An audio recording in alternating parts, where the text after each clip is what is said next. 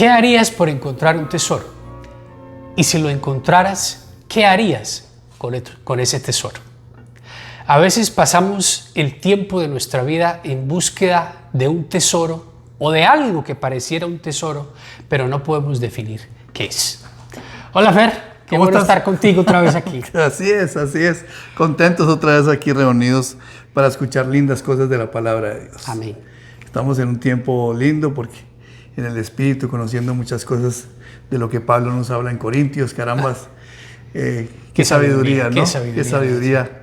Comentábamos por fuera de cámaras que la forma en que se expresa, la forma como explica las cosas, que es una sabiduría, esa iluminación que el Espíritu Santo en un momento dado le dio a él en esos tiempos, ¿no, Pastor Andrés?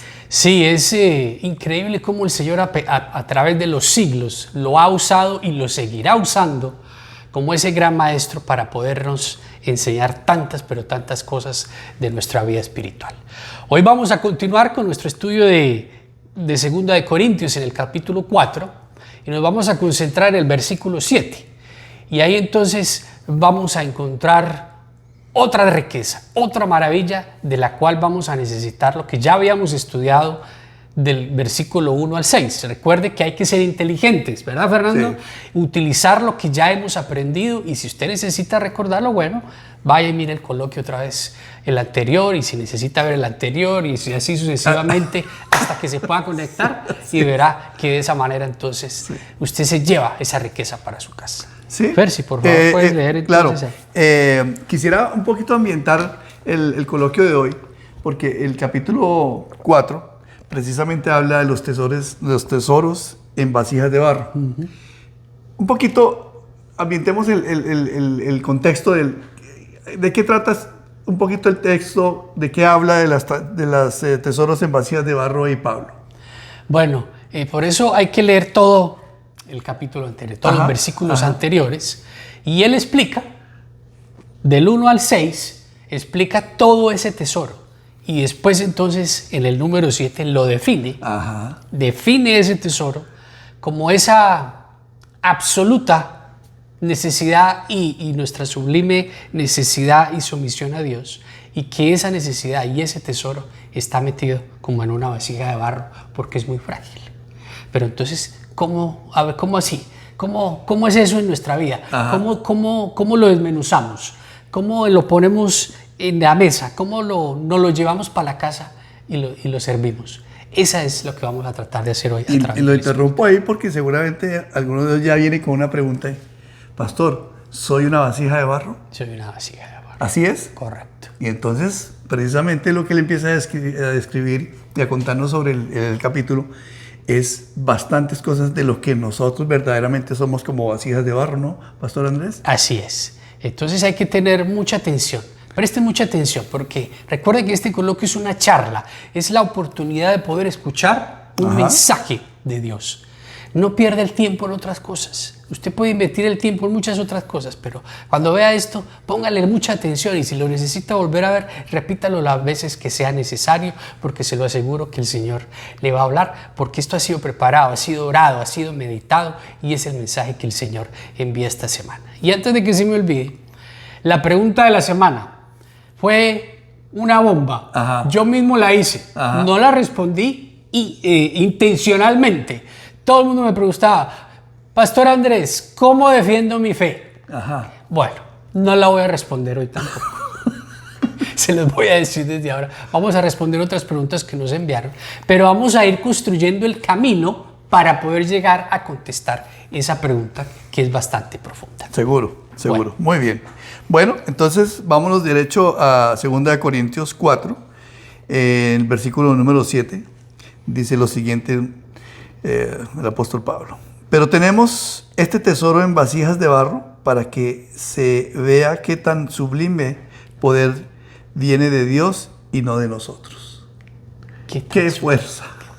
¡Qué fuerza es! Necesito repetirlo, pastor. Sí, repítalo, por favor. Pero tenemos este tesoro en vasijas de barro para que se vea qué tan sublime poder viene de Dios y no de nosotros. Y no de nosotros.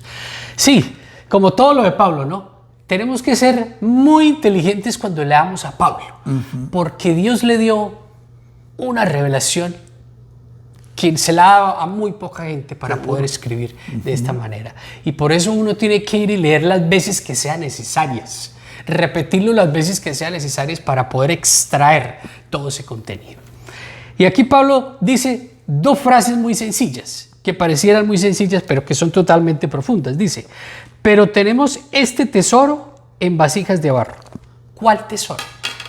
¿De qué tesoro está hablando Pablo, Fernando? ¿Cuál es ese tesoro? Cuando comenzamos el coloquio decía que la gente pasa el tiempo de su vida tratando de encontrar un tesoro y que si lo encuentra, ¿qué valor le da? Entonces tenemos que poner mucha atención a las señales que Dios nos pone en el camino y darnos cuenta de que aquí Pablo del versículo 1 al 6 nos explica y nos da ciertos puntos. Y nos dice entonces que tenemos un ministerio y que ese ministerio es la manera en cómo vivimos nuestra fe. Que el evangelio es la luz que abre el camino hacia Dios, que esa luz de la gloria de Dios reflejada en el rostro de Jesús vive dentro de nosotros. Y en el versículo 4 dice algo maravilloso que dice que el Dios de este mundo ha cegado la mente de los incrédulos.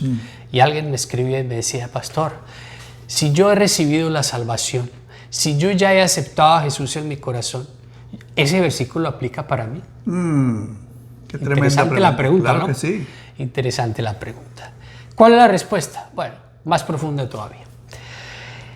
Empecemos por el tesoro. El tesoro entonces es eso que Dios ha puesto en nuestro corazón. ¿Qué es esa fe? ¿Qué es esa oportunidad de poder ver su luz? ¿Qué es la oportunidad de poder romper las cadenas que me atan del pecado? Pero eso no es suficiente. Esa gracia que Dios pone en mi corazón y esa vida que Dios pone en mi corazón, Él espera que yo, como estas luces que están aquí, yo vaya a poder a proyectar esa luz y poder ser de bendición para otro.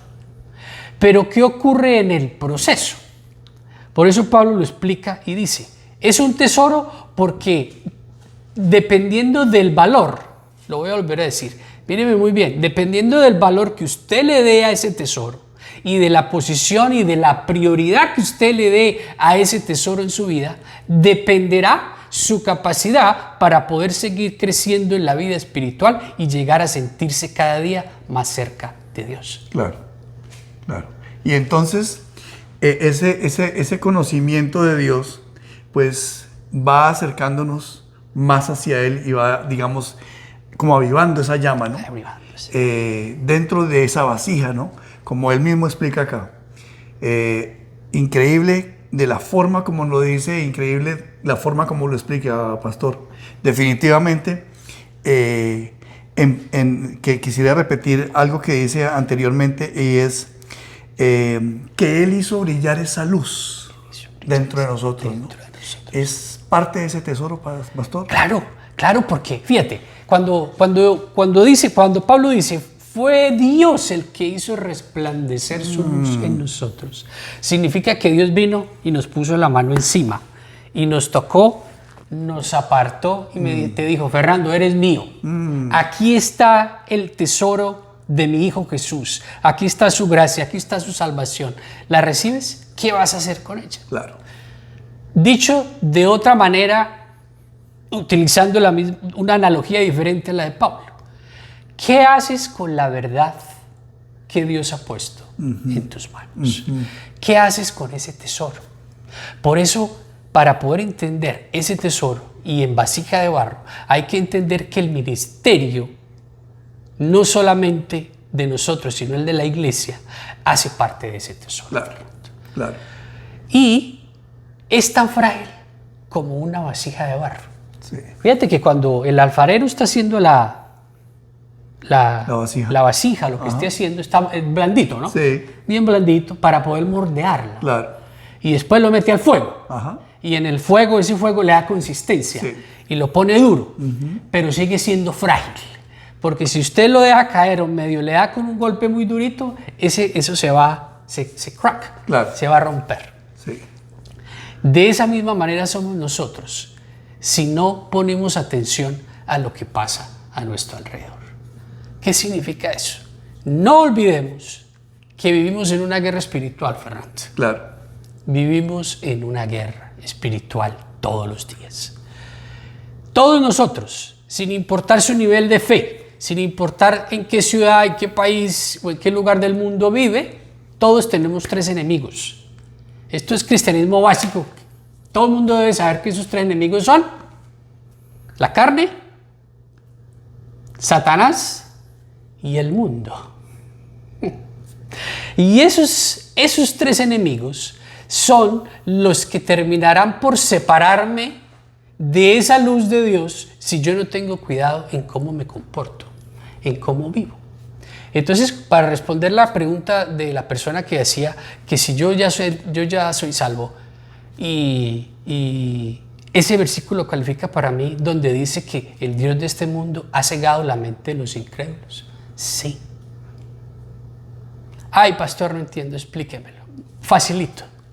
Cuando usted, siendo un creyente, siendo consciente de lo que Dios ha hecho por usted, elige pecar deliberadamente en contra de Dios, usted va y se pone el velo y se pone en las manos de Satanás porque usted piensa que es mejor que cualquier otra cosa y entonces termina haciendo lo incorrecto. Claro. Y él mismo nos lo dice en capítulos anteriores y en versículos anteriores: hago lo que no quiero. Hago lo que no quiero. Hago el deseo y esa maldad como que toma posesión de mí y hago lo que no quiero. Increíble, pero mirando más adelante en los versículos que continúan ahí en Corintios, esa forma del ser humano de no estar conectado espiritualmente con Dios, pues uno encuentra, y más adelante Pablo lo explica, que se abate el espíritu, ¿no? Se siente mal, se debilita eso, ¿no? Él más adelante lo dice, se siente uno perplejo, se siente uno mal. ¿Cómo funciona eso, pastor? Porque es que la gente a veces dice, pero si yo hago todo lo que tengo que hacer y a veces me siento abatido y perplejo, ¿por qué? Bueno, es una pregunta bastante compleja, pero vamos a tratar. Mira, lo que pasa es que el ser humano es muy complejo. Ajá. Es muy complejo. Y dentro de la vida espiritual se complica más la vida. Porque nosotros, por ejemplo, semana a semana damos pistas, damos estrategias, damos la manera de cómo encontrar esa gracia y cómo vivir en esa paz con Dios. Pero nosotros no escuchamos, sino que elegimos lo que nos parece, que me gusta, esto no me gustó, esto sí, y al final termino haciendo lo que yo quiero. Hay que ser sincero. Al final del día terminamos haciendo lo que yo quiero, sí, no lo que Dios dice. Claro. Y cuando yo elijo no hacer lo que Dios dice, sino lo que a mí me parece, de la manera que a mí me parece, es como lo definiría, se me viene a la mente el Proverbio 26, donde dice: el perro vuelve a su vómito como el necio vuelve a su pecado. Ay, pastor, ¿cómo así que el perro vuelve a su vómito? Está definiendo la vida del pecador que vuelve a su pecado, a su vieja manera de pensar, a su vieja manera de actuar, y entonces termina alejándose de Dios, termina alejándose de la luz y metiéndose en un pozo o en una cueva. Y ahí entonces es donde nosotros tenemos que ser inteligentes. Si nosotros decimos, vea, Dios dice que si usted hace esto de esta manera, así va a encontrar el éxito. ¿Por qué no lo hace? Si ya estudiamos en versículos anteriores del capítulo 3, donde decía que donde está el Señor hay ¿qué? Hay libertad. Hay libertad. ¿Verdad? Así es. Entonces, tenemos que aprender a situarnos en nuestra vida y hacernos las preguntas correctas, Fernando. Si yo escucho y yo quiero vivir una vida plena con Dios, que donde está el Señor hay libertad, pero yo siento que en mi vida no hay libertad, ¿cuál es la pregunta correcta? ¿Lo estoy haciendo bien?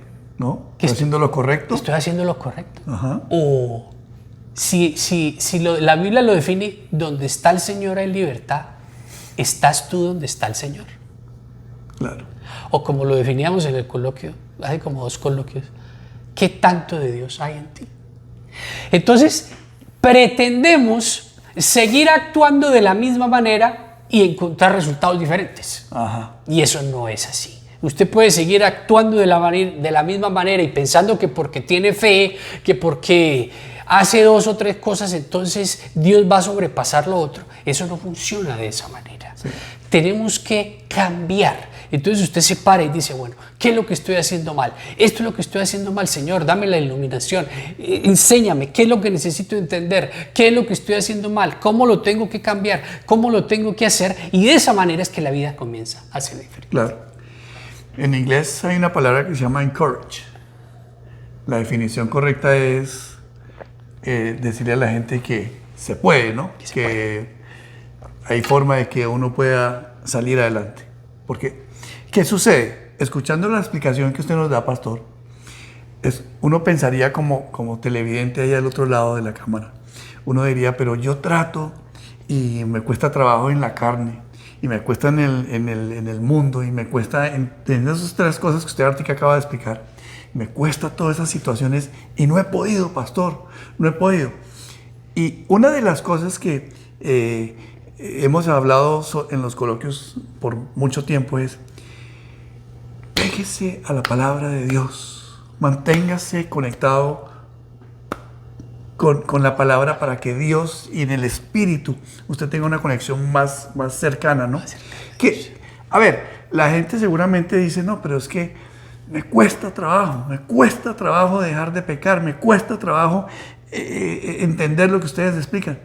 Pero yo creo que eso es uno de los propósitos de todos los coloquios, ¿no, pastor? Decirle a la gente, espiritualmente, lea la palabra. Sí se puede, ¿no, pastor? Sí se puede. Sí se puede. Claro que se puede. ¿Cierto? Claro que sí. Lo que pasa es que no invertimos el tiempo. Ajá. Ya, yo se lo voy a decir con todo el cariño. No vea todas las novelas de Univision. ¿Cuántas ve?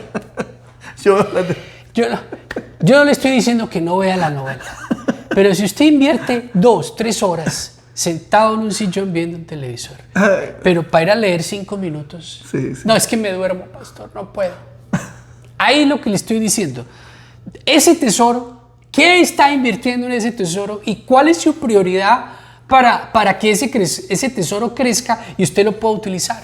Por eso Pablo lo define, porque Pablo sabía todo esto que estamos hablando, porque en esa época también pasaba eso. Y por eso él lo define y dice, tenemos este tesoro en vasijos de barro para que se vea que tan sublime poder viene de Dios y no de nosotros. Porque cuando nosotros empezamos a ver que nuestra vida va bien, que esto como que funciona, Dios me bendice, inmediatamente le doy la espalda a Dios y yo puedo hacerlo en mi propia fuerza. Y no se puede. Y ahí es donde esa vasija de barro se quiebra, se astilla, se vuelve pedazos. Sí. Y entonces mi vida comienza otra vez a venir en la oscuridad. ¿Y por qué, Señor? ¿Y por qué a mí? Si yo soy tan bueno, ¿esto por qué me pasa a mí? ¿Y por qué? ¿Y por qué a este si no? ¿Y por qué a este? Y comienzan una cantidad de preguntas que en realidad lo único que hacen es hundirnos más, porque no estamos buscando la verdadera luz que Dios quiere para nosotros. Y le voy a preguntar, ¿cómo entender que se tiene ese tesoro en vasijas de barro? ¿Cómo entenderlo? Bueno, la vida es demasiado frágil, Fernando. Ajá. La vida es, como dirían los poetas, la vida es un suspiro. Un soplo. Es un soplo. Ese soplo puede durar 1 año, 100 años, 3 días o muchos días, pero todo depende de la prioridad en mi vida. ¿Cómo decirlo de otra manera, Fernando? Si yo le demuestro a Dios que Él es mi prioridad, si yo le demuestro a Él que Él es lo más importante en mi vida, por enésima vez se lo digo, no porque yo lo diga, es por lo que su promesa de su palabra, usted va a recibir la bendición de Dios. Deje de estar haciendo las cosas a su manera. Deje de pensar que usted sabe más que Dios. Deje de pensar que usted puede hacer las cosas en su fuerza. Ese tesoro es tan frágil, ¿sabe por qué? Porque siempre necesitamos de Él. Siempre, siempre, siempre. Y cada vez que usted piense que no lo necesita, todo el día lo necesito más y más y más y más, porque es de la única manera que podemos reconocer que en mi debilidad y en mi humanidad lo único que hago es destrozar ese tesoro que Dios me da y esa vasija se desastilla y entonces yo vengo y Él vuelve y me moldea, me mete al fuego y vuelve y me pone todo lindo, todo bonito, todo pispo, todo lindo y yo vuelvo otra vez y hago de las mías. ¿Hasta cuándo? La dependencia absoluta. Dependencia absoluta. Dependencia absoluta de Dios. No existe otra manera, Fernando. Increíble eso. No existe otra manera, no existe otra manera.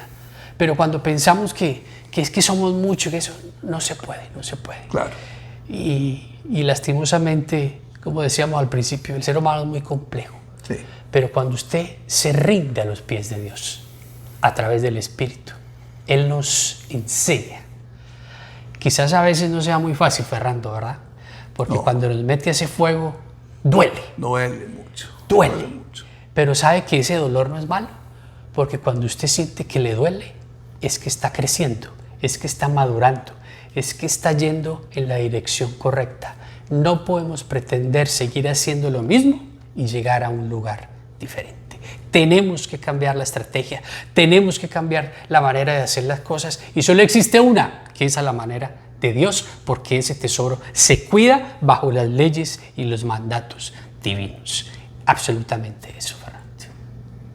Bueno, desafortunadamente, como siempre, se nos acaba el tiempo, pero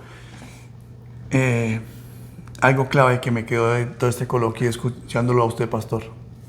La dependencia de Dios y el poder de Dios sobre la vida de uno es infalible, es cortante y clara. Tiene que ser de esa forma. Esa dependencia tiene que ser, abro mis ojos en la mañana y cierro mis ojos y mi dependencia durante todo el día es absolutamente sobre Él. Sobre nadie más. Despidámonos, pastor. Reciba la unción de Dios, reciba el Espíritu de Dios, reciba la gloria de Dios a través de la luz de su Hijo Jesucristo. No le cierre la puerta más. Vea, ahí está Él, parado a su puerta, tocándolo, diciéndole, déjame entrar, deja entrar esa luz, deja entrar esa luz a tu casa, deja entrar esa luz a tu matrimonio, deja entrar esa luz a tus hijos, deja entrar esa luz a tu trabajo, deja entrar esa luz a tu iglesia, deja entrar esa luz y esa paz a cualquier lugar. No vayamos a ninguna parte sin Él, Fernando. Dependencia total y absoluta de Él, porque Él es el único que puede hacer las cosas posibles. Pablo lo enseña y dice que en medio de mi debilidad soy fuerte, pero soy fuerte por el que vive dentro de mí, que es Él mismo. No podemos encontrar la fortaleza en otro lugar, solamente en Él. Amén. Bueno, recordemos entonces que este es su espacio, que este es su canal. Recuerde darnos el like, si es de su gusto, ¿verdad? Así es. Compartirlo con otras personas, escribirnos a nuestro email. Recuerden, síganos mandando sus preguntas que yo les estaremos respondiendo. Claro. Y bueno, vea las veces que sea necesario este coloquio hasta que lo entienda.